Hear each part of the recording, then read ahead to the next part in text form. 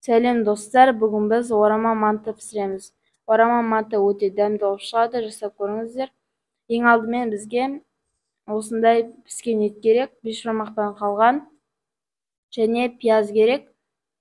Алдын ала турап қойдым, және бізге картоп керек. Осылардың барлығын саламыз, және тұз бен бұрыш, басқа да специяларды қосуға болады. Ең алдымен біздің піскен етіміздің үстіне тұз бен бұрышты саламыз, және пияз бен картопты саламыз. Осылардың барлығын жақсылап қолмен нығыздап араластырып шығамыз. Мен осындай бешбармақтан қалған еттен жасап жатырмын. Өзіме піскен еттен жасаған ұнаған соң піскен еттен істедім. Басқа да фаршпен де істеуге болады. Біздің піскен етіміздің үстіне картопты да салып, барлығын қолмен араластырып шығамыз. Асқабақ салсан да болады. Болгарский перец салсан да дәмі күшті болып шығады. Өстіп барлығын қолмен жақсылап араластырып шығамыз. Барлығы бір қалыпты болғанша. Начинкасына мен май қоймаймын, себебі піскен еттің ішінде өзінің майлары бар. Осылай начинкасын алдын ала дайындап қоямыз. Осыдан кейін біз қамыр жайып бастаймыз. Қамырдың рецебі менің каналымда бар. Қарап көріңіздер. Қамырды жұқалап, әдемілеп, күшті қылып жайып шығамыз. Осылайынан барлық шеттерін оқтаумен, үлкен оқтаумен және кіші оқтаумен барлық жерін жайып шығамыз.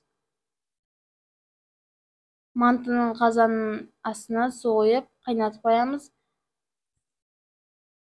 Орама мантыға жасайтын қамырымыз өте жұқа болу керек, себебі қазір біз рулет секілді ораймыз, сол кезде қалың болмауы тиіс. Соңғы жағында қамырымыз үлкейе бастағанда қолдың ебіне қарай жаймен жайып шығамыз. Мантының листерін алдын ала майлап қоямыз. Қамыр жауыспау үшін майлауымыз керек. Қамырымызды жайып болдық, енді начинкамыздың барлығын салып шығамыз.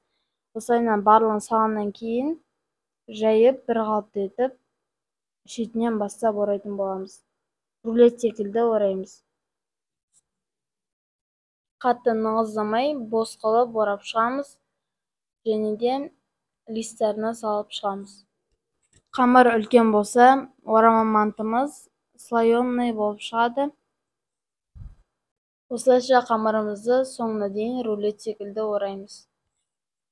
Осылай аккуратно салып, листке салып шығамыз, және сыймаған жерін кесіп, басқа листтерге салатын боламыз.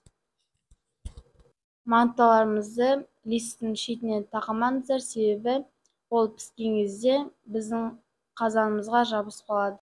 Барлық листтерге осылайынан дайындаған мантыларымыздың барлығын салып шығамыз. Беті құрғақ болмау үшін сұйықмай жағамыз, және қалаулағышты қызыл бұрыш пен қара бұрыш та себуге болады. Сіздер де осылай жасап көріңіздер, өте дәмді болып шығады.